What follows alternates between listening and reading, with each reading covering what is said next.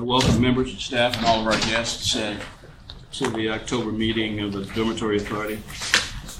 It's good to have you all here. It's a beautiful day in Albany, and unlike the New York City office, everybody sitting at this table can actually see how beautiful the day is.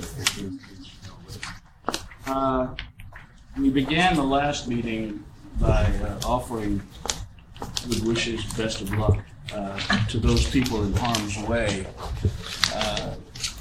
in the Carolinas in anticipation of the arrival of Hurricane Florence, which proved to be fairly devastating. There's an even stronger hurricane now approaching the Panhandle of Florida. People in Pensacola and Panama City and Destin and other places, a lot of anticipated trouble down there. We wish them all the best and hope for the best for all of them. Why don't we just get at it? You all know that we don't have financings today, but we do have a planned presentation, and we're looking forward to it. It's a construction presentation. The President and his staff have organized it, and I'm looking forward. I will say now, and I'll say it again just before the presentation, that you are encouraged to ask questions during this presentation when it does come up. Just something new to learn before we get there. It's just finance, public finance and construction. And construction, okay. Forgive me for misnaming it. Let's get started. You've had a chance to read the minutes of the September 12th board meeting. Are there any proposed revisions, changes? Anything about it you didn't like? Hearing no comments, may I have a motion, please, to approve those minutes? Thank you, Wellington. Gerard Romsky, thank you for the second. All in favor, please indicate with aye. Aye. As there are none opposed, the motion passes unanimously. You also have in your book revised minutes of the May 9th meeting, or a proposal to revise the minutes of the May 9th meeting. Do you have any questions about that proposed revision? So I'll turn the meeting over to Mike. Hearing none, may I have a motion, please, to approve? Wellington, thank you for the motion. John Johnson, thank you for the second. All in favor? Aye. Aye. I thought we'd do something that I'm looking forward to doing in a sad sort of way. Rather than having the resolution acknowledging the service of Sandra Shepard later on in the meeting, I thought I'd do it now. As you all know, I don't normally read all of a resolution in the minutes, and I'm not going to read all of this one. But Sandra has played such a significant role on this board that I thought I would read some different parts of it. You read along with me, or whatever it is you choose to do.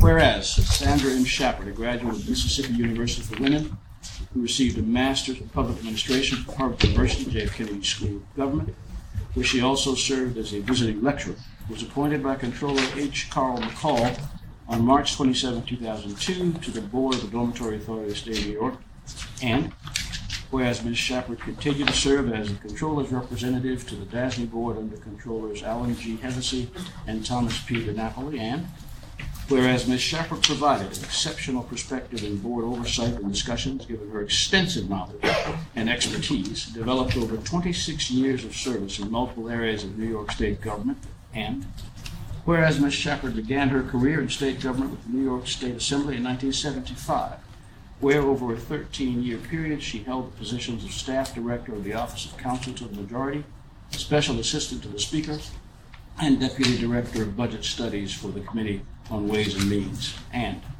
whereas Ms. Shepard then served in the senior leadership capacity for the State of New York as Deputy Assistant Commissioner for Transit for the State Department of Transportation from 1988 to 1991, and whereas Ms. Shepard expanded her experience in the executive branch, holding the positions of Deputy Director and First Deputy Director for the New York State Division of Budget from 91 to 94, and whereas Ms. Shepard then served as Deputy Controller in the Office of the State Controller, the state's Chief Fiscal Officer, directing the Office of Fiscal Research and Policy Analysis from January 1995 until her retirement in October 2001, having twice served as Acting First Deputy Controller, and whereas Ms. Shepard was elected by her fellow board members to serve as Board Secretary of DASNY, on May 14, 2014, and served in that position until her resignation. And whereas Ms. Shepard also served on the Audit Committee from May 2009, serving as Audit Committee Chair from December 2011 to October 2013, and on the Governance Committee since March 2015, where she demonstrated her commitment to current best governance practices and trends in corporate governance. And whereas without limitation, during Ms. Shepard's service as a member of the DASNY board, DASNY sold more than $92.8 billion in bonds and expended more than $14.7 billion in construction projects to benefit New Yorkers. And whereas during Ms. Shepard's tenure, DASNY's construction division flourished, and DASNY assisted in its state, public, higher education, and healthcare and other not-for-profit clients with their financings and construction needs. And whereas during Ms. Shepard's time on the board, DASNY undertook new capital construction programs for the State Department of Health, the City University of New York, the State University of New York residence halls, New York City court facilities, the New York City Health and Hospitals Corporation, the New York State Office of Parks, Recreation, and Historic Preservation, the Governor's Office for Storm Recovery, and other public and private clients. And whereas DASNY benefited from Ms. Shepard's analytical, direct, and always thoughtful approach, the importance of her perspective to DASNY cannot be overstated. Ms. Shepard served DASNY with uncommon distinction and is highly regarded by her colleagues. Now, therefore, be it resolved that the members of the Board of the Dormitory Authority of the State of New York hereby acknowledge with deepest appreciation the service of Sandra Shepard. She was, during my time here, an extraordinary board member, and she will be missed. I know that we all have different views of her service, but the one thing we've always agreed on is that Sandra's comments in these meetings were always intended to improve the quality of the deliberation. That everything she did here was to make sure that we were carefully considering very important matters that benefited the people of the state of New York. And for that, we owe her our deepest appreciation. So, if I may, no, I don't. I'm not going to do that. What I'd like to do is to ask for an approval of this resolution by acclamation. Do I have the board's consent? Yes. Thank you. Then the motion is approved, and it is approved by acclamation. Are there any comments that any of you would like to make? Yes, I'd like to just say that I think to many people on the board, and certainly to women everywhere in the state, she was a role model, and even for not so young women like myself, she served as a role model, and so I, for one, will miss her very much. Thank you, Bill. Are there other comments? Sandra was my seatmate for the last 9 years. Was a lady of great wisdom, actually. Yeah. On many, many angles. When we reviewed the financing, she would always point out something on the side, and she was most of the time on point. Lady of great wisdom and class, and she certainly would be missed by this board as well as myself. So, and thank you, Beryl, by the way, for being my new seatmate. In the spirit of the times, and to bootstrap off of what Beryl said, I was reflecting on Sandra's service this morning and was thinking that goodness knows, although women in government have obstacles today to achievement, I think it's fair to say that women of Sandra's generation faced far greater obstacles, and I think her achievements are all the more impressive in light of the time in which she began her service. So. Well, thank you. She was, with my experience with her, was back a long time. She was truly a great example of what government is supposed to be, how government should be operated. She never lost sight of what the benefits were, what was being done. And she objected. She always objected because benefits were not being delivered to people in the state of New York. I agree with that. John Gardner. She gave great advice. She did. And we're going to miss it. I hope that there are staff people, certainly here at the table, who might want to comment before we move on. I know you're going to comment. I was going to let you go last, but That's fine. I'll go last. but it turns out you're going to be first.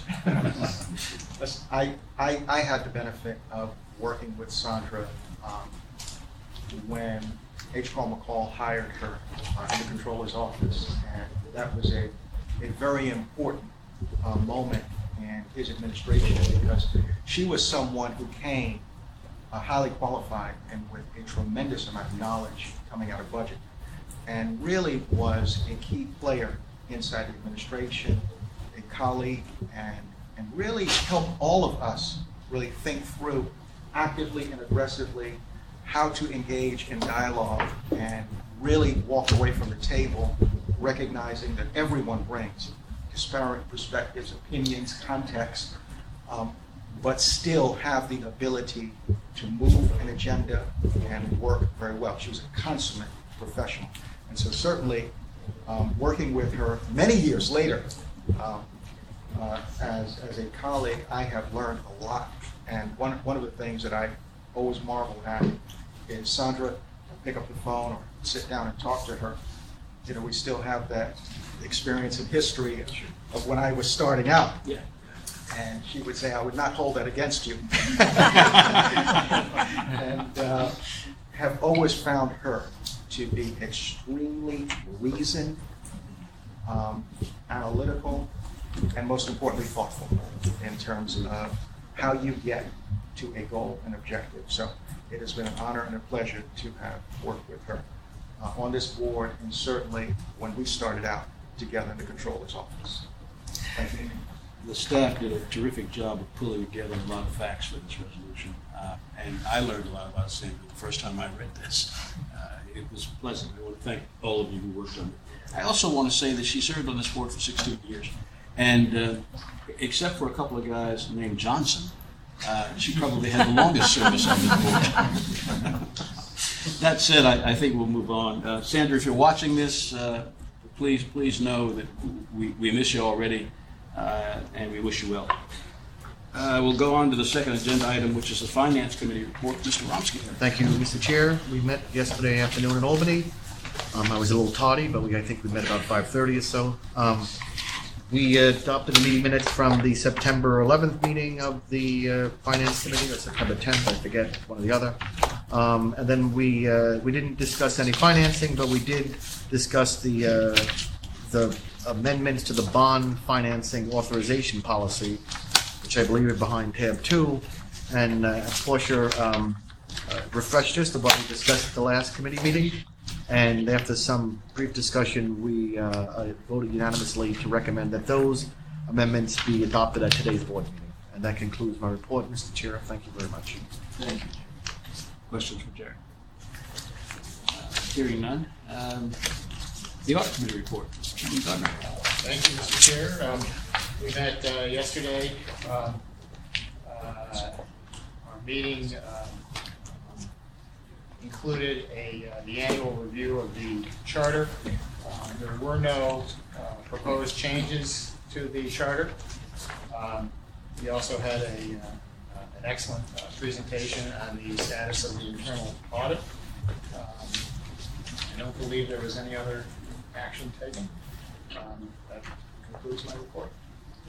Question for John.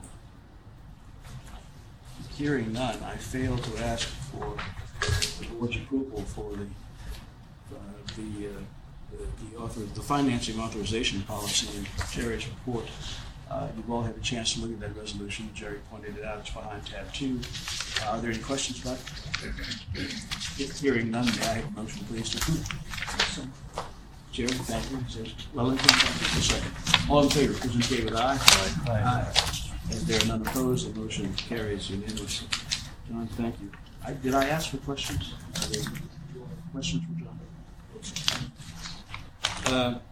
We have another committee report, the Corporate Governance Committee. Mr. Johnson.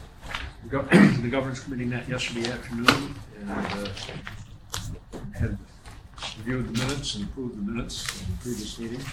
We had a thorough discussion of the board's self-evaluation, and as outlined at the previous meeting, we would recommend at this point that we go into executive session, the board only, to discuss those matters. And whatever the proper language is,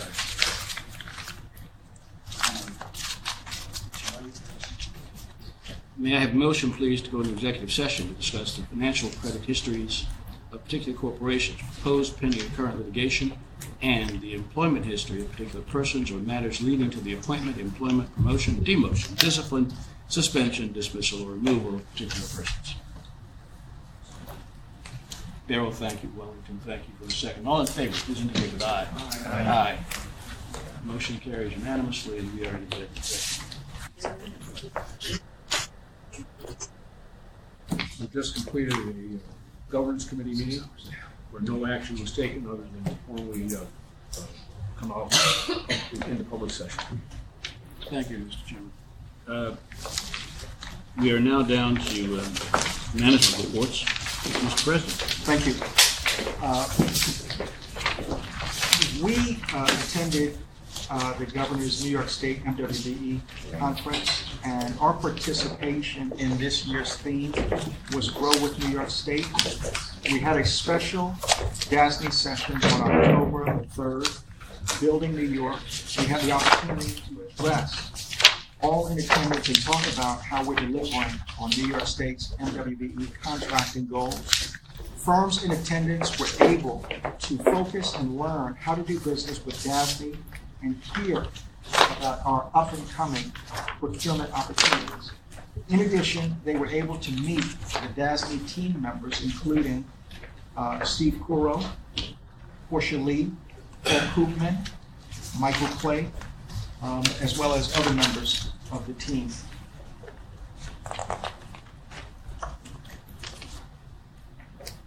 On September the 14th, Bank of America Merrill Lynch held a municipal investor conference. Portia and I had the privilege of addressing key investors in New York State credit at Bank of America Merrill Lynch's 2018 Municipal Investor Conference in New York City. They do this every other year, so we had the pleasure of doing that 2 years ago. We introduced the recent amendments to DASNY's financing guidelines. We explained how the changes strengthen our conduit issuance business and ensure that we continue to effectively provide our not-for-profit clients with access to low-cost tax-exempt financing. We also described DASNY's energy performance contracting work, our increasing use of alternative delivery methods, and our recent collaboration with Bank of America Merrill Lynch, where we applied many of our process improvements to the $685 million hybrid tax-exempt taxable financing issued on behalf of the Montefiore Health System. Portia Lee participated in a panel discussion with other leading New York State issuers. She went into further detail on our financing activity on behalf of the state and our not-for-profit clients. The panelist presentation, as well as what we talked about, were very well received by our peers across the state, as well as those who buy our credit, and very favorable in terms of the changes that we have put in place, and see us as a leader in terms of our execution in the marketplace. So, in terms of the first 9 months of 2018, we have been cited once again by the bond buyer and Reuters as one of the most prolific issuers in the nation. It was reported that DASNY delivered to the market issuances totaling $5.8 billion. Highlights include the $325 million for Columbia University to fund the design, construction, and renovation of science and healthcare facilities, as well as the $593 million for New York University for arts, education, advanced medical research, sports and recreation, and student housing facilities. DASNY also sold $585.2 million on behalf of 56 New York State school districts, which was the largest pool school districts issue in DASNY's history. And the Montefiore Health System issued $685 million in bonds through DASNY, utilizing a hybrid tax-exempt taxable financing structure. I will now turn things over to Portia, who will give us a market update. Thank you, George. Behind tab 6 are the standard public finance reports. since the last board meeting, we priced the student dorms issue. We also took the bids on the sales tax bonds, which were priced competitively. We talked about this in the past, but again, we tranched the issuance into smaller pieces. There were 6 tranches. It was very tight bidding between the winning bid and the next bid. Also, it was very tight from top to bottom. There were 8 or 9 bidders, and in some instances, maybe it was only 2 basis points from the top bidder to the bottom bidder. So, generally speaking, the tranching of these transactions has been really tremendously successful because this was $1.7 billion approximately, broken out into 6 different tranches. Brief market update. Total new issuance supply is about $260 billion year to date. That's down about 12.5% from last year, the same time. Total supply for this week is a little bit light in the holiday shortened week. We're looking at approximately $4.3 billion in the market this week. Treasuries continue to weaken after the employment rate hit the lowest levels of 9. On the muni side, the front end of the tax exempt curve remains flat. The belly and the long end also continue to weaken. Muni bond funds have reported outflows for the prior week, but year to date there have been inflows into the muni market. Bond funds have netted more than $8.6 billion in inflows to the market this year. Rates are rising, though, and 1, 10, and 30-year MMD have increased 19 basis points, 20 and 27 basis points respectively since the September board meeting. They're also behind tab 6 is a memo and a resolution having to do with the Kings County Healthcare Facility Transformation Program. Staff is requesting that the members adopt a resolution authorizing the submission of the project from One Brooklyn Health System under the Healthcare Transformation Program for Kings County to the Public Authorities Control Board for its approval. As you'll recall, we have looked at various healthcare programs in the past that have the same requirement that the DASNY board send along the project to PACB for its approval. And that's really the scope of the resolution here and the request to the members. Any questions? Is this coming from Department of Health? Right, this is part of this whole Brooklyn? Upon their review. Right, Right. yes. The Department of Health is the, contract administrator for the contract, and we're working collaboratively with DASNY on this. This is for, as I understand, the, approval of the projects in concept. This is like that whole, I'm not going to say a merger, but the combining of The goal. what is it, Wyckoff Yeah, and... I can speak to that briefly. It's, Thank you. Sure. These are capital projects, and the goal of the request for proposal to which this was awarded. So One Brooklyn Health System, which is essentially comprised of 3 hospitals, Brookdale, Interfaith, and Kingsbrook Jewish, was the awarded capital funds through this procurement process, the goal of which is to create an integrated delivery system that serves central and eastern Brooklyn. And these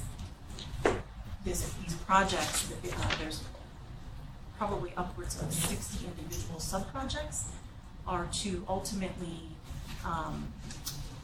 touch on 3 main areas. One is to, and these were criteria of the RFP, to upgrade the physical plant and infrastructure of these providers, to deliver or create a ambulatory care delivery system that has been absent for central and eastern Brooklyn. And there was also a information technology component also. So. Can I ask a few questions just about the pipeline for the rest of the year for our issuances? in light of escalating interest rates and anticipated continuation throughout the remainder of the year, what's on tap for us for the rest of, for November and December? Do you see continued reduction in the number of financings? And how is that going to affect us overall? You know, Beryl, I think it's hard to say. We've had this conversation at various points in time. You know, long gone are the days where we used to hear from clients several months in advance where they'd say, we're thinking about doing something, and, you know, you'll hear from us.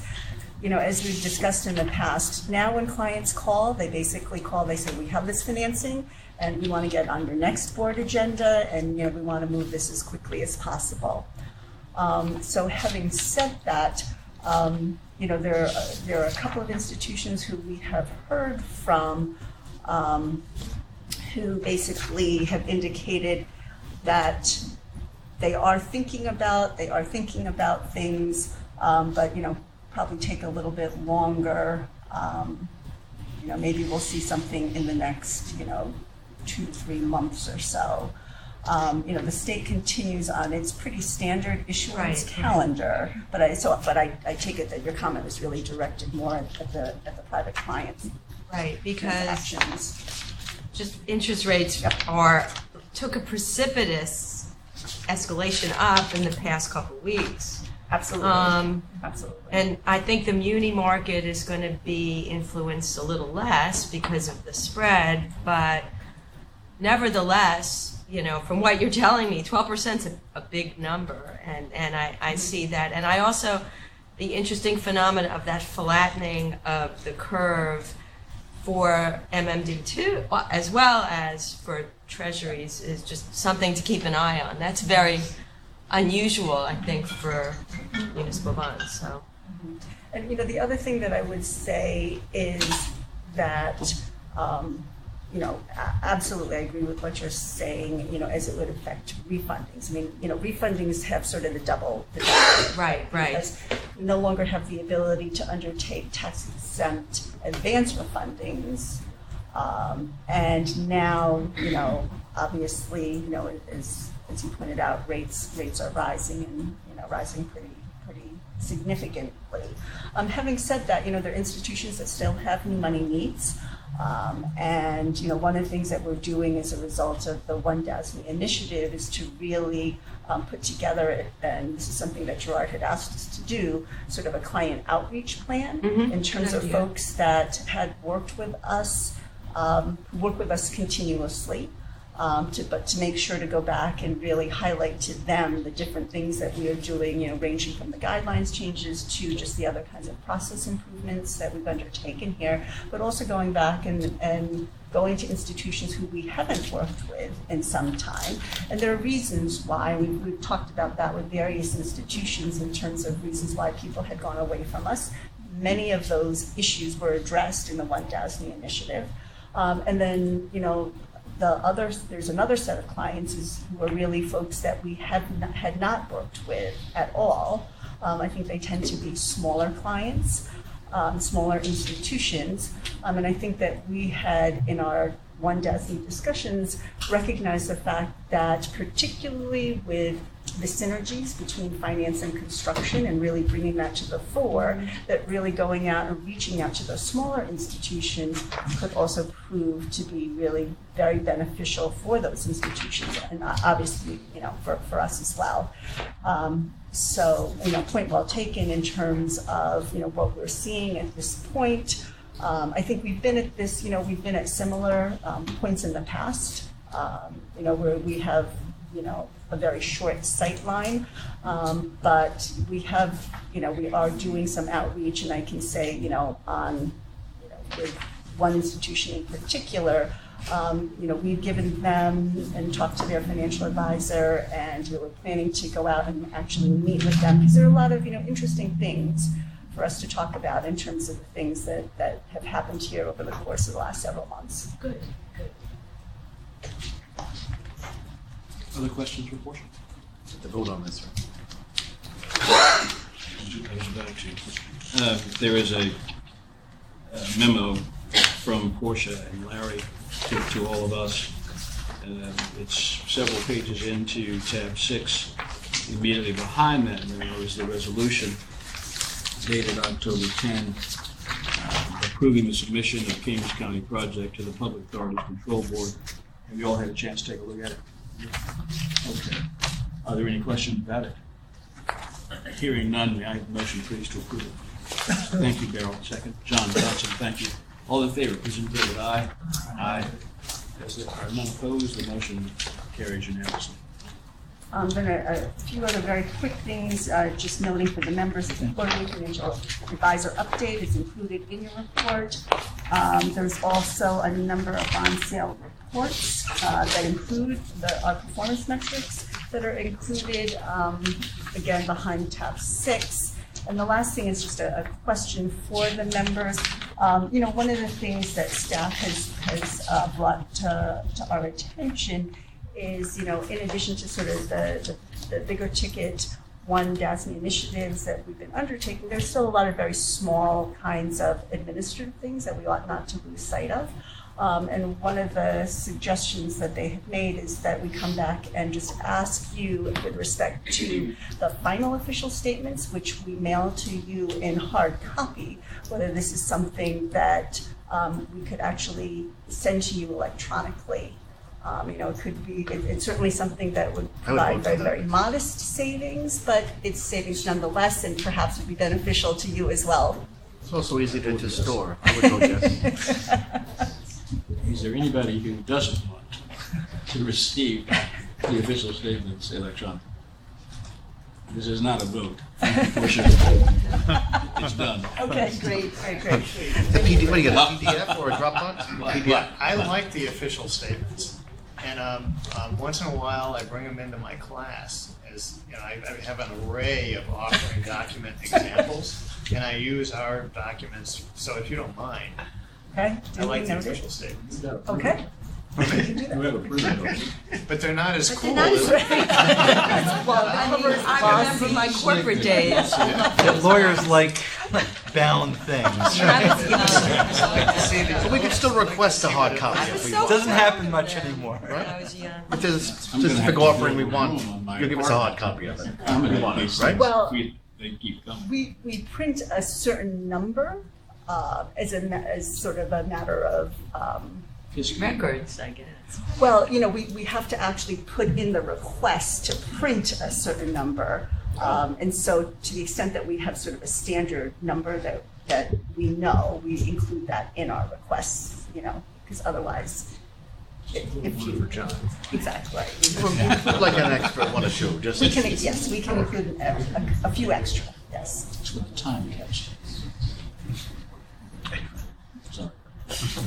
You can have my copy too.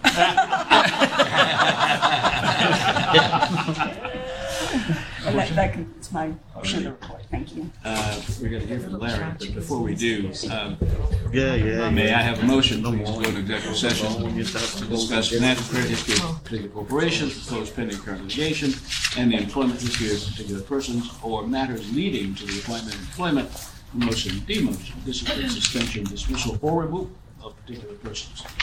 May I have a motion? Well, thank you. Is there a second? Adrian, thank you very much. All in favor, please indicate with aye. Aye. None opposed, unanimously, and we are in executive session.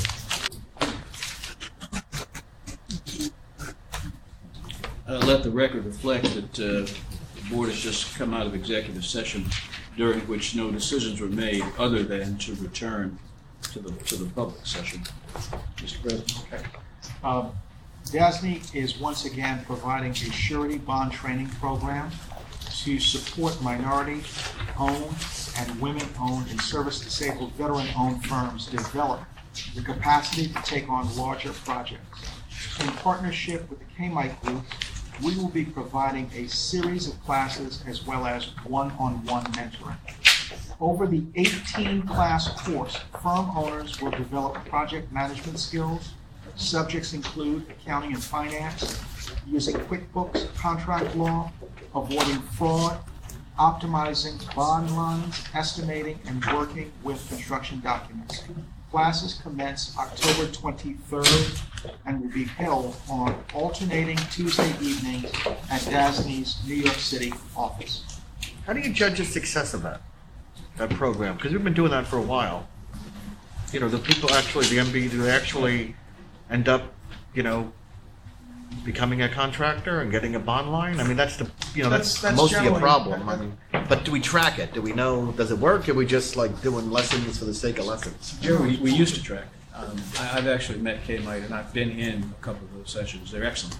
There's a real. Well, it's a lot to learn, you know. There's a lot Getting to a bond line is and amazing. and the MWBEs who attend, A, really appreciate what we are doing to help them, and B, tend to follow through. You hear from them if they're having difficulty both getting a project and then securing a bond. Do they have like, you know, the sureties are there as well? Like, you know, the bigger, At some point, some of the they bigger do bring sureties in have their own little surety programs. firms to bring it. But that's toward the end of the what, Program. the 10, 15, or 18 week process. They meet every week, and they, as I say, they're very grateful, very appreciative of what they're doing. I know nothing about the surety bond market. How competitive is that market? I mean, are there a lot of that? providers? There's you know, surety companies that are in the business, but remember, they want, at the end of the day, surety really is a no-loss business. Oh, yeah, it's like all They want an insurance. indemnity, and they want somebody behind the indemnity. So, you know, you got to have, at the end of the day, you got to have the cash to sort of back up your indemnity to get the bond. It's not that. I agree with what Jerry said. There are 2 to 3 entities that we deal with, and I asked the same question of staff. And the K-Mite the feature that K-Mite is bringing is you know, it adds a new aspect to it in terms of helping with the training and you know, the other aspects to getting people set up with proper surety backing so they can participate on contracts in our procurement opportunities at a higher level. You still have to meet the requirements, but Right. it's just You're not gonna get a bond. a different tool. Training. All right. Other questions? On September 27th, our very own Tiffany Bryant, on behalf of Columbia University, asked me to come back to the university and talk to students. I had the opportunity to talk about career opportunities, well attended, well received. On September the 18th, SUNY Plattsburgh celebrated the completion of the modernization of Macomb and Mason Halls. These projects, valued at $15 million, are part of the approximately $59 million in projects DASNY is completing this year on SUNY campuses statewide. At the ribbon-cutting ceremony, SUNY Plattsburgh President John Etling thanked DASNY for its work. At this point, I will ask Mike Cusack to speak on the authorizing resolutions as it relates to Acting Director Bob DeRico and Paul Ellis assuming the role of Board Secretary. Thank you very much, Mr. President. As the board members may recall, Jack Comcow retired from DASNY in May of this year, 2018. And as an update to the department, which is now technically parked under the legal division, Robert DeRico has assumed the role of Acting Director of Environmental Affairs. Bob is here today, and the members are being asked in the resolution that's before you for consideration to approve authorizing Mr. DeRico to undertake on behalf of DASNY and in DASNY's name any and all actions necessary to comply with SEEKR, including but not limited to decisions regarding participation in SEEKR reviews as either lead or involved agency, preparing determinations of significance or non-significance, and such other actions are as necessary to comply with SEEKR. In this capacity, what Bob DeRico will be doing is essentially the same thing that Jack Comcow was authorized by this board over several years through several prior resolutions to undertake. It provides us in management with critical bandwidth, and also ensures that the subject matter expert, the resident subject matter expert, is closely involved in the review of our seeker filings and any determinations made under these regulations. Mr. DeRico has knowledge about each of the projects under review and personal involvement with the projects themselves, including making site visits where required, communicating with other involved agencies, reviewing environmental assessment forms, and other relevant documentation. Bob is a licensed architect who has worked with environmental affairs for 19 years. Since 2002, and I find this interesting, he's been the Assistant Agency Preservation Officer for historic resource questions and cultural resources issues that need to come up and be coordinated with Office of Parks through the State Historic Preservation Officer and other federal authorities.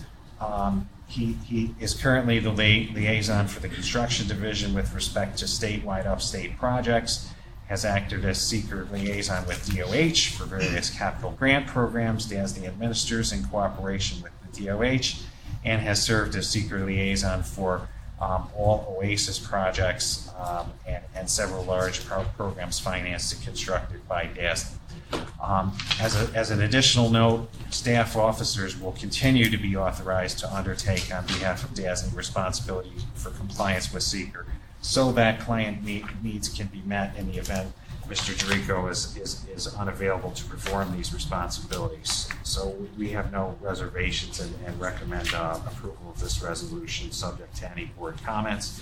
And Bob's here if you want to ask him any questions or meet him. Bob, you can identify yourself. Hi everyone, how are you? Hey, Bob, welcome. Welcome. I'd like to thank the board and Chairman Carney for the opportunity. Dr. Michelle, thank you for taking the time to meet with me and expressing your vision of the present and future of DASNY and how our unit fits into it. And I'd really like to thank Sarah Richards and Mike Cusack for the support and guidance getting to this point. Thank you very much. Thank you for what you're doing, Bob. Sure. I love it here. There is a resolution. It's behind tab 5, several pages into tab 5 there. Documents that look like box that look like this, and then immediately behind the authorization of staff officers. The resolution is actually a fairly long one. If you've had a chance to take a look at it, do you have any questions about it? Hearing none, may I have a motion, please, to approve this resolution? Tracy, thank you. Is there a second? Wellington, thank you. All in favor, please indicate with aye. Aye. As there are none opposed, the motion carries unanimously. The second item, which President references, is a proposed resolution also in the packet behind tab 5. It's the very last sheet of paper. And this resolution is fairly self-explanatory, following up on a conversation with the chairman and board member Paul Ellis, who has graciously volunteered to assume the role of secretary to the board. Yes. And I have no further comments. Paul, if you want to add anything to that, we recommend approval of this resolution. I'm privileged to take on this responsibility and to serve the board in this capacity, so I'm happy to use it. Thank you very much, Paul. May I have a motion, please, to approve this resolution? Beryl, thank you. Is there a second? John Gardner, thank you very much. All in favor, please indicate with aye. Aye. Aye. I would only add that I regret the circumstances that it's in connection with Sandra's departure, but be that as it may. Thank you for picking up with the baton and running with it. Appreciate that very, very much.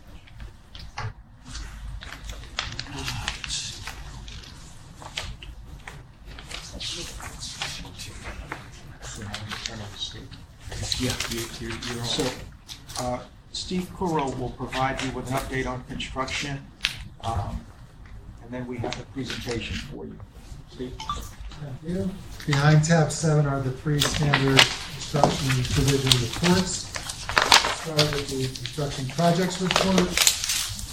The cover photo is of Bishop Hall, a renovation project at Buffalo State we recently completed.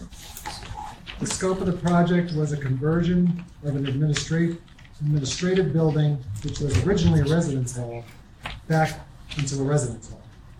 The renovation included additional student rooms on the lower level, gut rehab of floor space and bathrooms, upgraded MEP systems and fire protection systems, new entryways, lobbies, and multi-purpose rooms, an improvement to the exterior site, access to the building, and the student quad.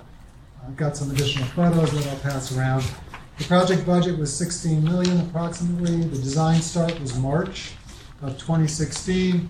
Completion for design was October of 2016. Mock Architects was our design consultant.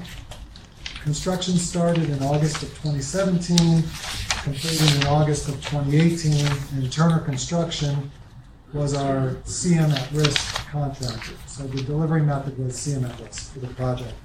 There were a few project challenges. The foundation and basement walls exhibited water penetration during the construction work. We noticed that. So we added a liquid membrane around the foundation wall, as well as a polymer drainage board and under drain tile that tied into the campus's storm system. In addition, the 4-inch slab on grade shown on the as-built documents turned out to be an 8-inch 2A structural slab on grade. That presented a few problems for us, which we overcame. And there was a 16-inch water main line replacement that was required. The challenge there was the water line was tied into the student union. As such, shutting it down was a bit of a challenge, but we overcame that. So again, this was one of the major rehabs that we did and completed for fall 2018 occupancy, and it is fully occupied at this time. Page 3 of the report, we have one new project, a $26 million HVAC replacement project for OMH at South Beach Tech Center. This is actually an energy performance contract delivery method. We're upgrading HVAC systems in buildings 6, 7, 8, 9, 10, and 11 at South Beach. This includes HVAC upgrades, lighting, ventilation, and domestic water. We do have one project. It's Buffalo State Tower 2. This is the last of 4 towers to be renovated. The design is completing, however, based on student population and associated funding issues, the project will complete design, but we will not go into construction this coming year. It is being considered for construction 1 year from now. On page 8, construction expenditures. Through August of 2017, we were at $341 million. Through August of 2018, we're at $288 million, so we're down $53 million in expenditures for this fiscal year. Just a couple of program and project updates. I'll start with NYCHA. On the security side, we're now at 61 projects substantially complete out of 77 total. The balance of those projects are either in construction or in design heading to construction. On the appliance side, we've completed 32 developments out of 38. Of those 6 outstanding, 5 were added since August as new projects. And on the quality of life side, out of 50 total projects, we have 4 projects substantially complete, 23 in construction, and 20 in design, with the balance on budget. South Beach Psych Center, building package 5 is now 37% complete. All other building packages are 99 to 100% complete. We continue to work on the building enclosure for this coming winter, with the curtain wall system now being installed, along with the brick facade with light gauge metal frame backup and punched windows being installed. MEP roughing is continuing throughout the project. We're continuing to work on the 60-day substantial completion recovery with the general contractor, and our next executive meeting at the site is scheduled for October 25th, which I will be attending. On the CODA project, we're down to 3 open issues remaining prior to formal request for TCO. The 3 items are the emergency generator venting repair, the DEP review of our stormwater detention system, and a plumbing sign-off for buildings 1 and 2. We expect to have the generator and plumbing sign-off issues taken care of by the end of this week, and we continue to await DEP's review and approval on the stormwater detention system.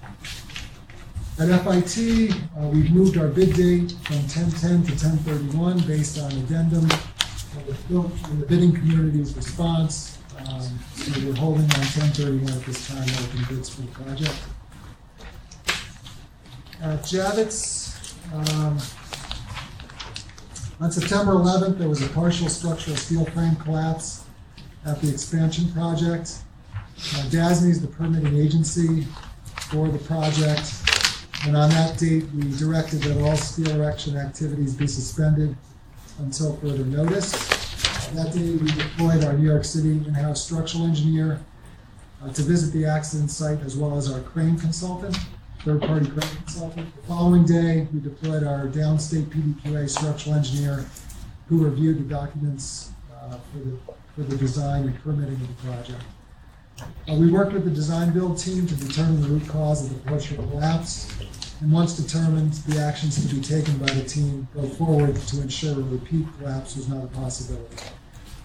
The steel erection activity was suspended for a total of 10 days, and on September 21st, following our review and understanding of the design build team's incident action plan, we lifted the stop work order for the erection activity. At this time, the steel frame in the location of the partial collapse is up to the 4th level and progressing in an efficient and safe manner. On the Life Sciences Lab, for DOH, we're finalizing the evaluation of the 5 teams that responded to the RFQ, and we are also developing the RFP and contract documents for the project. And lastly, just an update on the SUNY capital projects. The 4 capital projects that are underway are moving quickly at this point. Those include the $19 million renovation of Whiteface Hall at Plattsburgh, $16 million renovation of Tower 3 at Upstate, a $31 million renovation of Dutch Prod G&H Halls at New Albany, and Phase 2, $18 million renovation of Mackenzie Hall at SUNY Albany. That concludes my report. I'm going to ask that Dave Ostrander and Tim McGrath and Paul Koopman come to the board table and present a short presentation on the SUNY program and the design build and other delivery methods that we employ for SUNY. When you get started. Actually, Paul, you're number 2. So. Okay. We're going to go David, Paul, and Tim.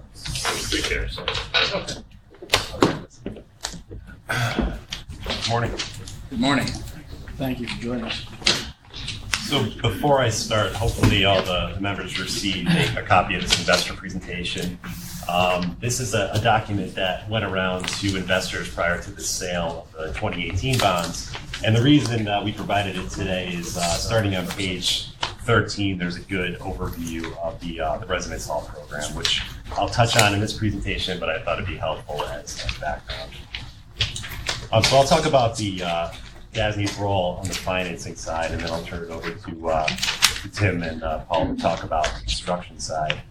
So just to give a sense of scale of the SUNY Residence Hall program, the program currently operates on 25 of the 29 campuses, providing housing for over 70,000 students annually. And there are currently over 450 dormitory facilities within the Residence Hall program, which all obviously vary in terms of age and condition. If you take a look at page 16, there's a chart called the SUNY Residence Hall Capital Plan. And you'll see that over the next 5 fiscal years, Residence Hall capital expenditures are projected to total $910.9 million across all SUNY campuses. I'll note that the majority of the annual capital expenditures for this program are for the rehabilitation of existing facilities, some of which Steve just talked about. So about 88% of that $910 million are rehab projects. The remaining portion, the $109.7 million, is for construction of new facilities and new beds. That number is essentially comprised of 2 new facilities, one at Stony Brook and one at SUNY Poly. Historically, as enrollment has grown within the program, SUNY has increased capacity within the residence hall program. And over the past 20 years, residence beds have increased by 20%. This continual improvement and occasional expansion of dorm facilities is a priority of SUNY to continue to maintain its competitive standing and to attract new students. And the historical success of the program is evidenced by an occupancy rate of over 95% for all SUNY campuses combined over the past 5 fiscal years. One of the things that we talk about when we come to the board for new financing is how the residence hall program is a completely self-supporting function of SUNY. Essentially, the campuses generate sufficient revenues to support operations and annual maintenance and to provide ongoing revenue support for capital investment. There's a division within SUNY administration called the Office of Capital Facilities, or OCF, that reviews and approves capital plans and campus cash flow projections and provides overall support of the program to the campuses. Those individuals that work at OCF work closely with DASNY both on the financing side and on the construction side. Although OCF has oversight responsibility, much of the management functions of the residence hall program take place at the individual campus level, with each SUNY campus responsible for capital planning, establishing room rents, and the billing and collection of associated revenues. Room rates must be sufficient to cover debt service, dormitory operations, and to maintain the reserve requirements of the program. And you might recall the program has a debt service coverage requirement of 1.2 times, and the individual campuses are held to that same standard when they submit capital projects for approval. And this is important because essentially those rentals are the security for the new bond program. Each SUNY campus is required to submit its capital budget with a schedule of residence hall rates to SUNY System Administration for review by both their budget office and OCF. And OCF compiles this information annually and develops a 10-year capital plan that identifies major capital projects required to maintain the quality of the dorm facilities, and also uses a cash flow analysis to demonstrate that each SUNY campus can operate its individual program in an effective and solvent manner. To fund the capital plans, the campus utilizes both bond proceeds as well as available reserves and excess funds. The actual amount of bonds to be issued for the residence hall program is authorized annually by the SUNY Board of Trustees. SUNY primarily funds its dorm program on a cash flow borrowing basis, issuing bonds to fund ongoing system-wide construction projects based on projected need for the next year and not on a specific project-by-project basis. So for example, for the 2018 A bonds, we authorized $150 million in design, rehabilitation, and construction costs across 18 different campuses, where funds are expected to be dispersed between November of this year and December of 2019. And lastly, just to talk a little bit about the outstanding bonds and future debt issuance. DASNY has been issuing bonds under this new program going back to 2013.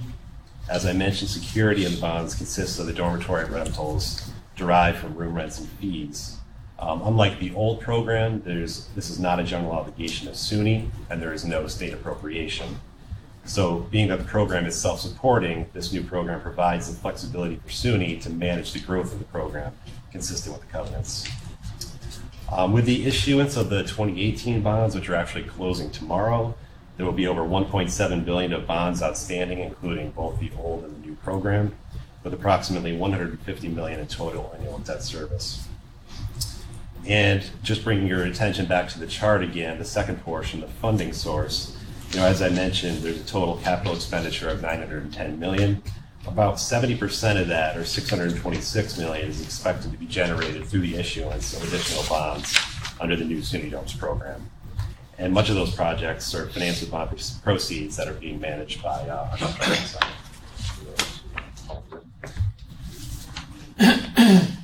Well, why don't you go through the different delivery methods and then Tim will finish. Do have a handout.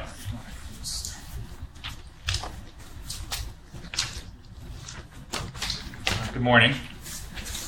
I was asked to actually provide kind of a refresher. I think last year sometime I did a presentation on the various project delivery methods, and given that we're starting to talk more and more about alternative delivery, I think it was good timing to probably come back, and I was asked to speak to you on behalf of construction side to talk about these different methods that we use. So just, on the first page, I just want to discuss, the method by which we deliver projects really is a function of our legislative statute. And each of our clients has underlying legislation by which DASNY has the authority to do work for them. So as we look at the CUNY statute, we look at the SUNY, each of our programs really is driven legislatively. And it depends on our customer agency. So each one has its own prescriptive delivery method depending on, again, that underlying statute. There are special legislative projects or special language that we get sometimes on a particular project where, for example, on the CUNY program in the past for the ASRC project, Fitterman Hall, we were given specific legislative authority to use alternative delivery, but it's very prescribed. And outside the SUNY program, it is on a project-by-project basis. And most recently, we were granted that alternative delivery authority for the life sciences project. And all our, regardless of the delivery method, they're all conducted on a competitive basis pursuant to DASNY's procurement Who decides how guidelines. to, request the exemption? I'm sorry? Who recommend how to advance with the exemption you just talked about? So in case of life sciences, that came through really the governor and the legislature. So, it was decided by the legislative body and others, yes, that, we probably chimed in at some point saying what the advantages or disadvantages would be of the design build methodology with that particular project. But in the past, it's really been driven more by outside sources. And it's been very limited. I mean, outside of SUNY, I can think of 3 projects to date, 3 or maybe 4, where we've gotten that special legislative authority. OGS has gotten a few on a couple of their projects as well. So really the 5 methods I just want to go through quickly are design bid build, CM at risk, CM build, and job order contracting. So starting with design bid build, and this is where generally DASNY will be, managing all the contracts, or potentially we would use a construction manager as an agency CM to help manage and coordinate the work. The work can be bid as either single prime or trade, depending on the cost of the work and whether or not a PLA is applicable. So based on the dollar limit of the project, if it goes over, for example, $3 million in New York City, we do have the ability to bid it out as a single prime project. If it's less than that, then the Wicks law would apply and we'd have to bid it out among multiple trades. We do hold all the design and the construction contracts individually, and that's a distinction as we go through the different delivery methods. So we will hold the architect's contract, we'll hold the construction contractors' contracts individually. We do control both those phases then, both design and construction, separately and independently. We do have we can employ a CMS agent where if the project is above a certain dollar limit, we don't feel that our staff we don't have the appropriate resources, let's say, to manage all those individual contracts, we will go on the street and hire an agency CM through a competitive process to help manage that work. This is probably the longest duration delivery method that we have, and again, just due to sort of sometimes the lack of coordination among the contractors and so forth, things that can sort of happen, and the risks assumed by the owner, it generally takes the longest because you're going through these separate phases of designing, then bidding, then building. There is probably the highest cost risk due to the bidding climate. We don't really know, in essence, what the bids are going to look like necessarily until the bids actually come in. So the owner is assuming that risk through the design. We do estimating through the project. We do to the best of our ability, try to figure out what it's going to cost. But until it hits the street and you get those competitive bids back, you truly don't know the actual cost of the work. So that is a risk that the owner takes on. And if it comes in over budget, then you're back into a situation where you potentially have to rebid it, redesign it, which again, that goes back to the duration.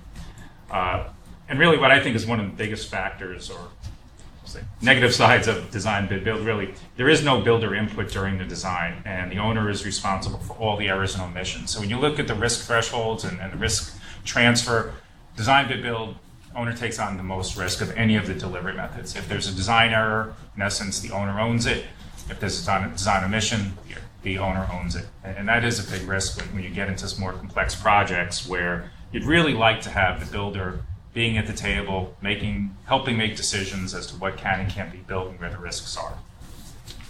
If I can ask, so I hear a lot of disadvantages to this Are there advantages? Are there situations where you want to use this? I mean, it is our most commonly used method. So for the smaller projects where it might be sort of cost prohibitive to bring on a full-blown SEMA risk team or a full-blown design bid team, and you do get competitive bids. So that is one of the advantages. So if it's a market that's favorable to the owner and you put it out to bid, you're going to find out, because we're all going to be competing against each other, versus more of a value-based system where you're not necessarily getting the lowest cost. So certainly, probably from the pure competition standpoint, maybe people have their sharpest pencils potentially when you're doing design bid build. But sometimes the lowest cost is not the best cost. Correct. And More that's often than not, right? good segue into design build. And so this is where the owner holds a single design and construction contract. And I put in parentheses this concept of best value. So the best value selection really is a combination of both price and technical capability of the firms. So again, you may or may not be getting the lowest cost, but you're getting what the owner determines to be what is most valued in the project, which really is a combination of, yes, price. We want to make sure that they're competitive in their pricing proposal, but also that they're meeting all the technical requirements of the project, that they're staffing it appropriately, that they have all the requisite qualifications to actually deliver the project the way we expect it to be delivered. So again, we do that by defining the performance standards in the request for proposal and in the contracts. We tell the firms right up front, this is what we're looking for. We are willing to give up control of the design. We do prepare what we call bridging documents. We give them a direction in which to go, but it really is up to these design build teams to use their creativity and help us execute on that sort of thought process that we put out in terms of the initial bridging documents. Another, I think, very strong advantage is the budget certainty early in the project. So with Brockport, for example, that we completed, we gave all the firms a target price. And we told them, you can't exceed this price. So they had a choice, either come back and tell us they couldn't build it or go under that. So we knew right up front that we were not going to have a budget issue, and we didn't have a budget issue. So that, to me, is a very strong incentive to use this methodology. We can do some pricing up front, going back to the bridging consultant. We try to get a good idea of what we think it's going to cost, but we also accept feedback. So as we go through the process, if 3 firms come back and say, no, you're crazy, you can't do this for $20 million, it should be 22, we can accept that feedback, maybe issue an addenda, but I think in terms of just understanding what the project is and not running into these budget overruns, it certainly is a significant advantage. Just from the design and construction world, we can do things in parallel. We can get foundation packages out. We can do some early construction where, unlike design bid build, you have to sort of wait to have each phase completed. So that's a certain advantage. The pre-qualification, we can get the design build team to submit to us who the subcontractors they're going to be using. Understanding that they're not all going to be low bid contracts, that we can in essence pre-qualify, that if there's issues that they're sort of knocked out initially and not at the time of bid. Again, time savings there, and we talked about again just the lower risk of designer and omission changes. Those are all owned by the team. So the design build team is not coming back to DASNY saying, oh, I have this designer, or the designer didn't do it right. They own it all. So that's that risk transfer that really goes back to the teams. In terms of authorization right now, we generally can use design build for the SUNY program, all our energy performance work, and that's prescribed pursuant to the energy law. And again, as I mentioned before, other statutorily authorized projects, for example, the life sciences. Paul, before you go on, Yes. I think this is an excellent description. You've just given us a great description of design build. This is the opportunity to ask Paul and his colleagues about design build. Is there anybody who is unclear on what Paul has just talked about, and are there questions about it? Hearing none, thank you. But you can only do it to the extent you have statutory authority. Correct. That's your limitation on it. Yes. That's what we're talking about in terms of the SUNY portfolio. Right. The other delivery method, again, this relates primarily today to the SUNY program, is CM at risk. That's construction manager at risk. This is where the owner does hold the contract with the designer. However, we procure through a competitive process, qualification-based, a construction manager who will assist in both the pre-construction of the project the award of the subcontracts, and then actually administer those trade agreements through the life of the project. So the advantage there, we get the construction manager on board, so that kind of contractor input that I mentioned earlier on, that's sort of lacking in the design bid build process, we do gain through the construction manager. They work with us through the design phase, and then they're also responsible then for bidding out the work. We develop the pricing for the project by virtue of a negotiated guaranteed maximum price. So again, having the CM on board, they're out, they're getting a sense from the marketplace, what the bids are going to look like. They evaluate the design. They can negotiate with us to ensure that the project stays within budget. They also, again, have the advantage of pre-qualification of subcontractors and the ability to bid out work early, and we've used this very effectively where, again, if it's going to be a long-duration project, using foundation as an example, again, they can get out the foundation package early, get that started while they're developing these other packages for bidding purposes. The risk transfer, they do give us a guaranteed maximum price where they are assuming the risk for certain cost overruns. There are specific overruns that the owner will still hold on to. So, for example, errors and omissions, if the designer makes an error, that is something that the owner still holds on to in this methodology, unlike we're talking about design build, but they are taking on the risk actually for the overall project being delivered for the most part on budget. There is a little bit of risk that if the bidding climate, again, is somewhat unfavorable, and in the development of the GMP, if pricing starts to escalate, then the owners has to still pick up that risk. So it is a little bit more risky from a budgeting perspective and a cost control than design build, but still I think holds advantages over design bid build from that perspective. And we've used this many, many times on large projects. This was the delivery method for ESRC, delivery method for Binghamton University. That was a $400 million project. So to date, our significantly large-scale projects have been delivered using CM risk. How do you procure your insurance, those larger projects? You do the typical, your GC or CM is, they pass it through with the sub, and they get there. Well, do you have any wrap-ups, or what do you? We don't have an owner wrap-up, but there is the capability for the CM to use what they call subguard, where they will protect, or they can have the subcontractors use that program.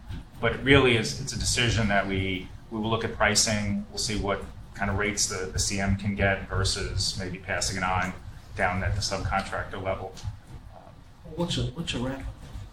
So wrap-up is where you're procuring one policy to basically cover all the insurances for the project. We don't there's some what they call owner-controlled programs. DASNY does not have an owner-controlled program, but we have on, I think, a very limited number of very large-scale CM at risk jobs used, it's called either a contractor-controlled insurance program, where it's actually cheaper if you buy the one policy, if the CM purchases the one, and they assume some of the risks of some of those insurances for all the smaller subcontractors. So the sub doesn't have to purchase his own insurance; he's covered by the. But this SCA ran into some issues with that whole program. I mean, nothing's ever easy, I guess. So, under what circumstances would the subcontractor want to buy his or her own? So most of the time he has to. I see. Okay. It's just shifting the risk. And just passing the risk down. Your GC is passing the GC contracts with the owner, then he's passing it through. All right. I think it's tricky. As Mike will give a whole lecture on, I'm sure it's tricky. There can be a cost savings by just having one overall insurance policy rather than a bunch of individual ones from subs. So that's one of the benefits of a CSIP. Help the very small contractors too, who might have some issues getting the appropriate funding for the project. And it prevents you from having to go through and reading all the other sub policies where they have 18,000 exclusions and you're not really getting your coverage. Coordination of claims, I guess. In terms of WMBE compliance, are there any differences between these methods that we should talk about? Is there anything that... Great question. We were asked a lot at the MBE conference, but we're finding that we actually have a better ability to secure a higher level of participation, I would say, through the alternative delivery methods because it's part of the selection process. So in our RFQ, for example, with even the life sciences, which is just on the street, we specifically asked them at a very early stage, what is your plan for MB participation? How have you done in the past? So it's part of our qualification-based selection process. Where you have a design bid build project, we're still applying the goals. It's probably a little bit more, I'll say, challenging to know up front, and you spend probably less time, or yes, actually more time trying to get the contractor to comply, because once they've got their bid in, then you've got to go through the whole bid evaluation process, and they may or may not know exactly how they're going to do, and we don't really have the basis, all the information that we need up front. So with Brockport, we were at 31%. I think that was the final number, which, given where the project is, I thought we did great. We got participation both at the design level through the architect and the contractor level, so we didn't just wait to the end of the project. And that's certainly with the life sciences project, as it's on the street, that's our methodology. So I think we actually have greater control using alternative delivery than we do with design bid build. Do you think you have a better pool of the WMBE candidates on the design side than on the sub side? It just depends on the region? I think it depends on the region. I think, it's harder on the design side, I would say, to get good competitive group of MBEs in the engineering world. Mm-hmm. We've seen that for many, many years at the conference. We try to encourage firms to literally move upstate because there's a plethora of work, but we kind of see a lot of the same engineering and architectural firms upstate on the MBE side.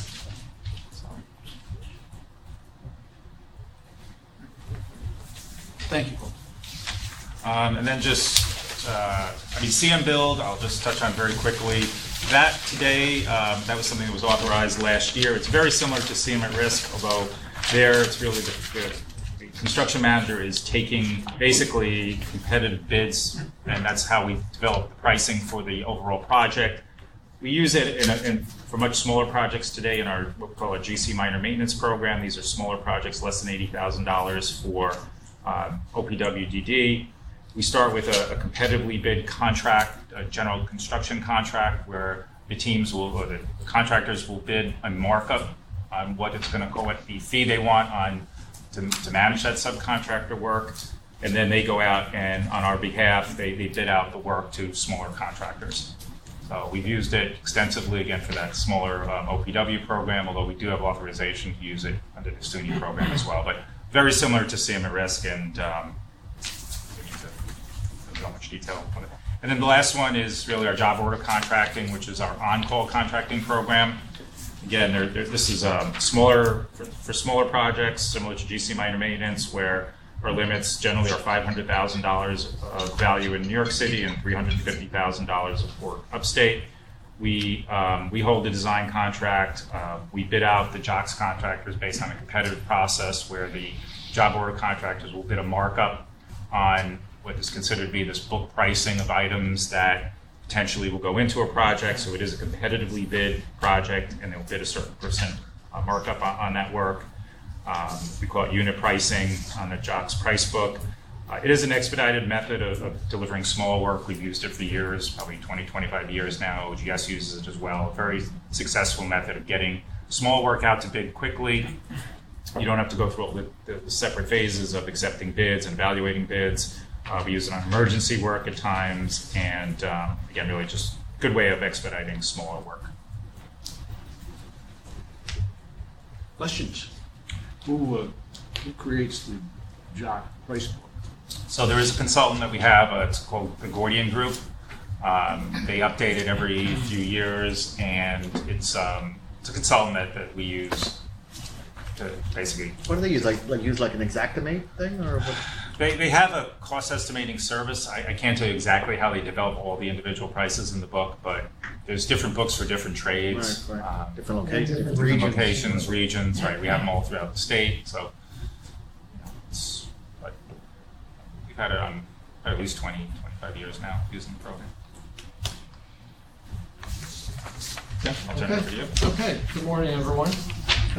So now we're back to the SUNY program, and to the question of how do SUNY projects come to us and how do we implement them.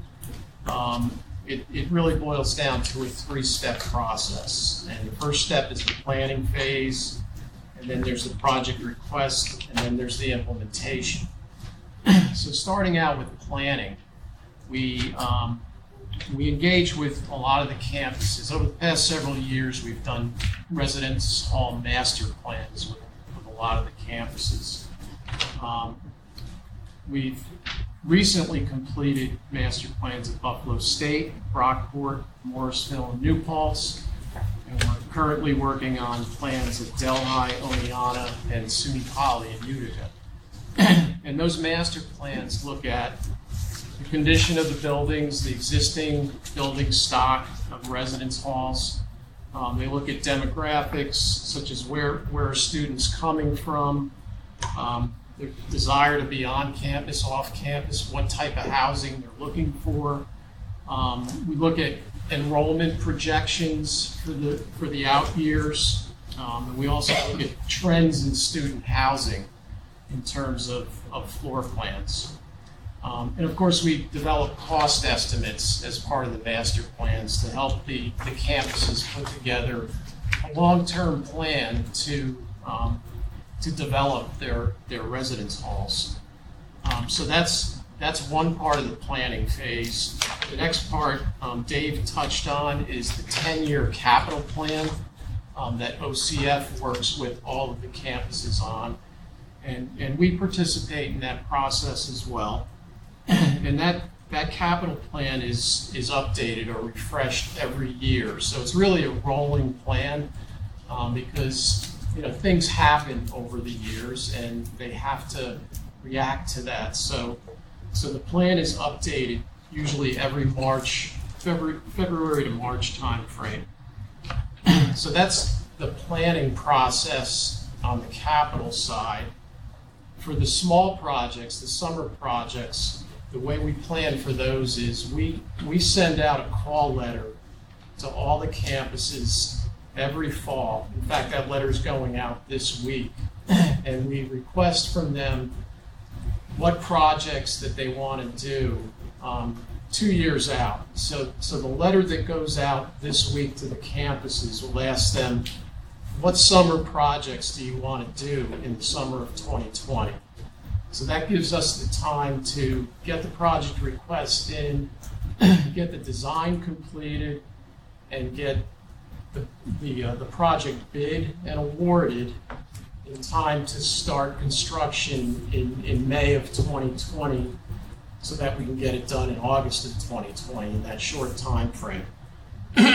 So that's the planning side of things on the capital and the small project side. So then once these plans are in place, the campuses will request projects from us individually, and there's a fillable PDF form that's used for the project request. It emanates from the campus and it goes to OCF first. And the project request indicates the project they want to do with a brief description. Usually it's right out of the master plan if they have a master plan. So it's no real surprise to OCF that the project is coming. It'll indicate the preferred schedule for the project, the funding source, whether it's bonded or whether they're using campus cash, and then all the required signatures from the campus. So then once OCF signs off on the project request, it then gets forwarded to DASNY, and it goes to Steve's attention, and Steve signs off on it. And once that's done, then we set the project up in our systems, and we go to work to start the design on the project. So those are the first two steps, planning and then project request. So now we're into project implementation. And the types of projects we're talking about are new residence halls, major and minor renovations, and then the summer projects. So for new residence halls, depending upon the delivery method, a typical 250-bed residence hall, the duration is going to be somewhere between 26 to 32 months from start of procurement to completion of construction. We're in that cycle right now on a new dorm that we're design build dorm that we've undertaken for SUNY Poly in Utica. And in that case, we're looking at an overall 26-month schedule to get that done. Is it like geotech reports prepared initially, or you just, that's a design builder responsibility? You get the site as is, and or there's some borings, or? When we've done, in both cases, on the two recent design builds, both SUNY Poly and Brockport, we did preliminary geotechnical work to include in the RFP, but then we put the responsibility for the full geotechnical on the design build team. So that's the kind of the universe of schedules on new residence halls. They're going to range anywhere from 26 to 32 months, depending on the delivery method. For major renovations, I heard that the Macomb Mason Plattsburgh project was included in the board pamphlet this morning. The overall durations on those typically range from 22 to 34 months, depending on whether it's a 2-semester schedule or a 1-semester. In some cases, the campuses are not able to absorb the impact of having beds offline for a complete academic year, 2 semesters. So they ask us to get the renovation done typically in the spring semester, which gives us from late December until the end of July to get the work done. So that'll typically result in a lesser amount of renovation work because we have less time. But in all cases, it's a very aggressive schedule. So a lot of planning has to go into that. We don't recommend that schedule for the campuses, but in some cases they just can't do it otherwise. So we work with them to develop a reasonable scope that we feel we can get done for them in the aggressive schedule. Do they do like an analysis of the benefits between like just the demo of the old building and then? Yes, that's part of the master planning process.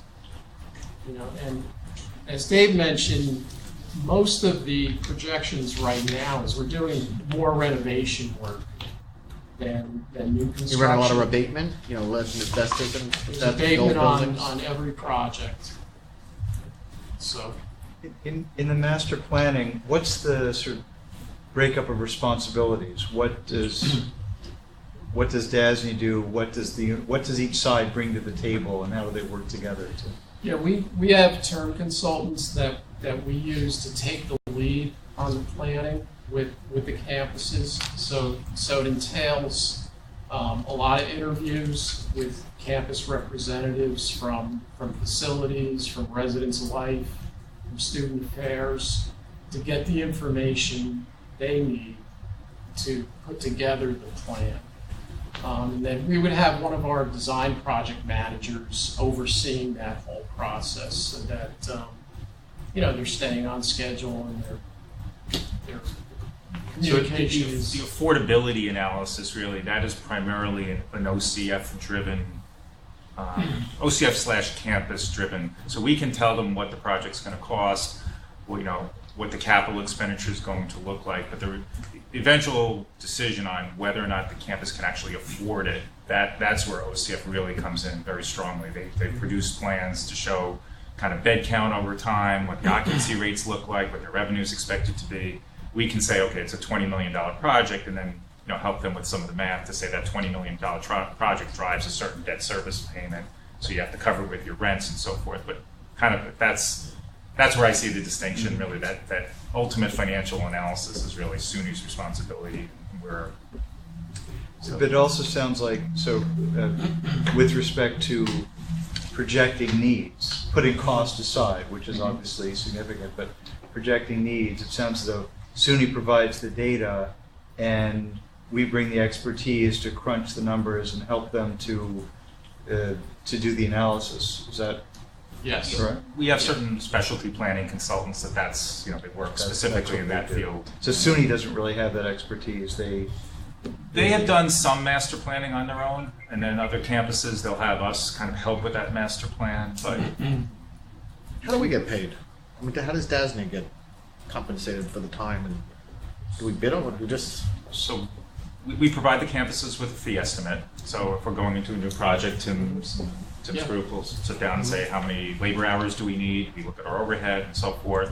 And just like a private consultant, we will say, here's what we think our fee is going to be. And they can pay it through either a capitalized fee where it's included within the project cost up front, or there's what we call the rental process where each year the campuses contribute, when they pay their debt service billing and so forth, they can pay it through that process. But it's a basic fee estimate, actual expense.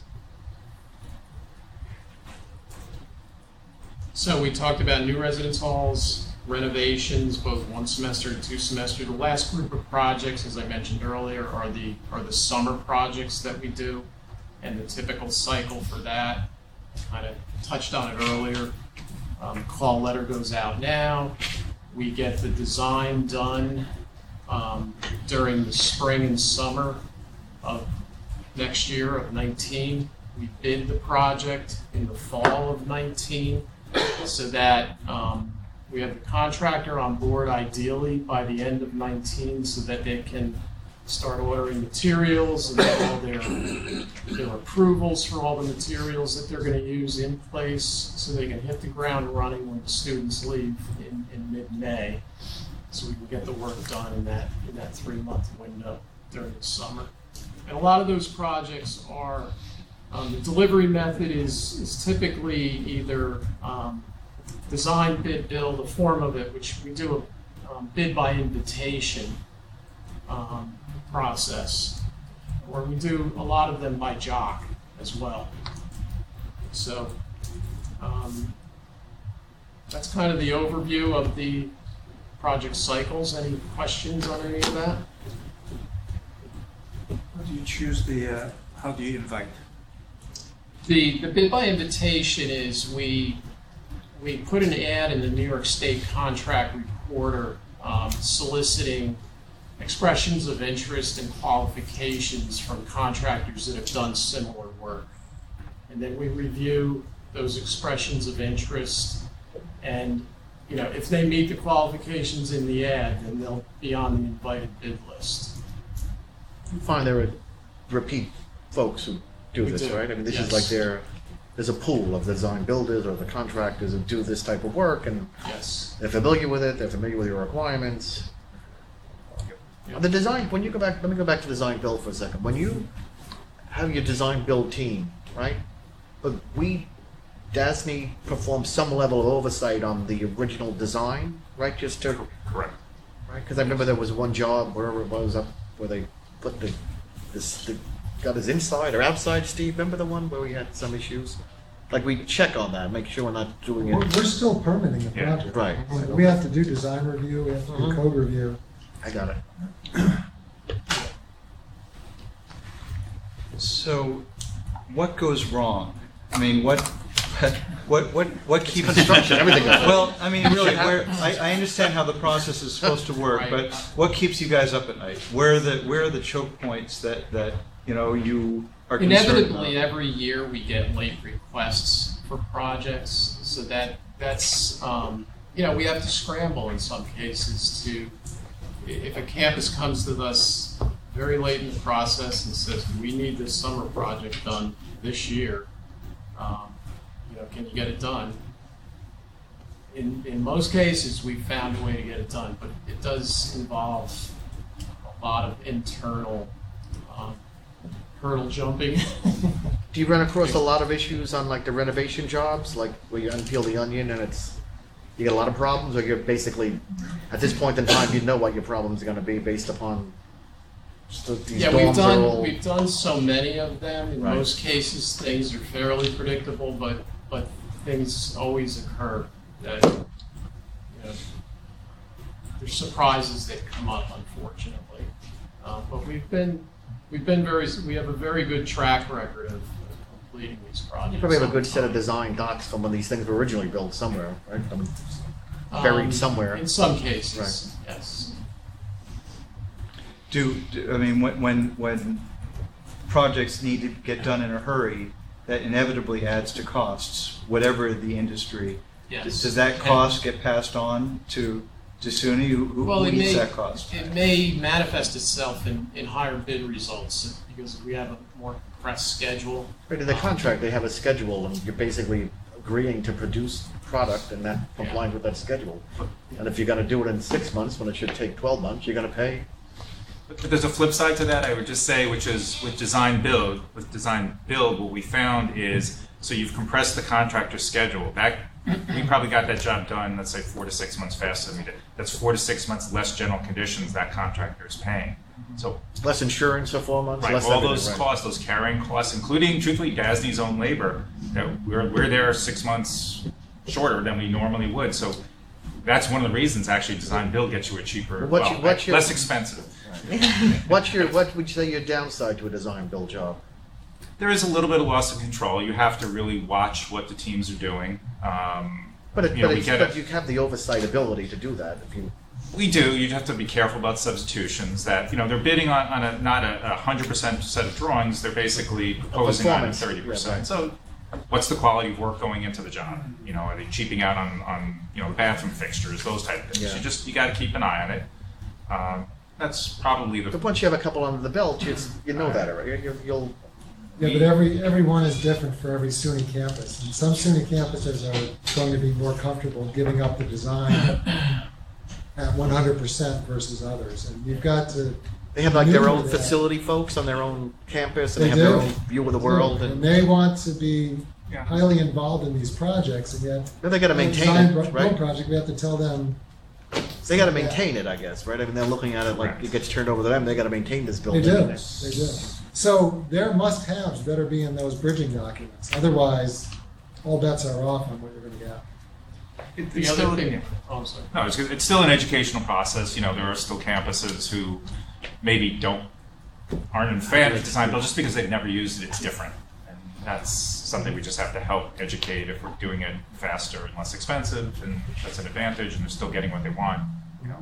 Using Brockport as the example, Faster delivery means that these institutions are able to put their students in residence halls faster, quicker, and generate revenue off of that. That's also very important. to These them. things going up the new one, like they're panelized, or We've seen Rockport. no was modulars a though? No panelized- strict modulars. Panelized exterior. Right, We but haven't no done a strict modulars. modular. There might be a Quite modular proposal coming on Interesting. SUNY Poly. Yeah. We're hearing. What's I'm sorry, Jerry. What's penalized? Well, the panelized really is like at a hybrid. Rockport, they literally brought the walls. Right, to they the bring the site walls and they already set them on your. constructed. Oh, okay. Versus Set building them them, off-site. what we call stick built on site. You know, they basically come in these big panelized sections and they put them in place, and you could have them all with the exterior already on, mostly not, but.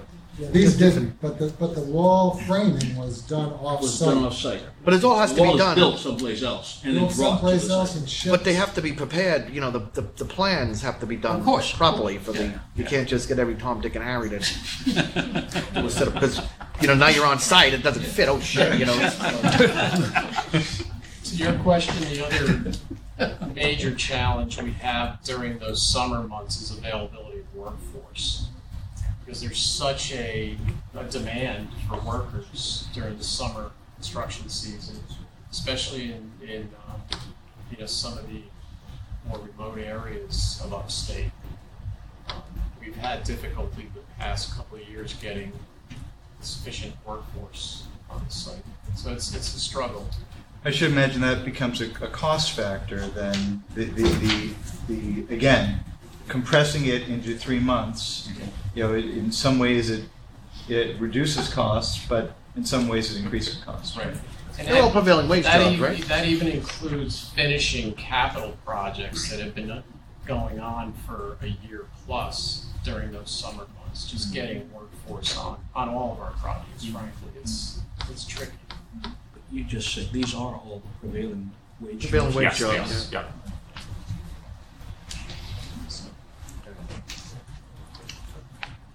Which upstate reduces the number of contractors who are interested in work too. Right. Well, but they could still do it. They just have to pay the prevailing wage. They got to No, keep they- their certified they're not payrolls. interested- They're not interested in seeing any part of it. Are there other questions for this group? Thank you, by the way. Hearing none. Thank you all very much for being here and for taking this time. Yeah, thank you very And if any of you have any questions, I suppose they should probably go through Gerard, but I'm sure all of these guys would be willing to accept your phone calls. Yes. Thank you for the opportunity. Thank you. Thank you for doing it. I think Interesting, right? General Counsel. Sure. One item, administrative in nature. In your packets, you will see the very much draft schedule for board meetings and committee meetings for calendar year 2019. We're following the same process as in prior years, giving this to you in advance so you can alert us of any scheduling concerns for the new members.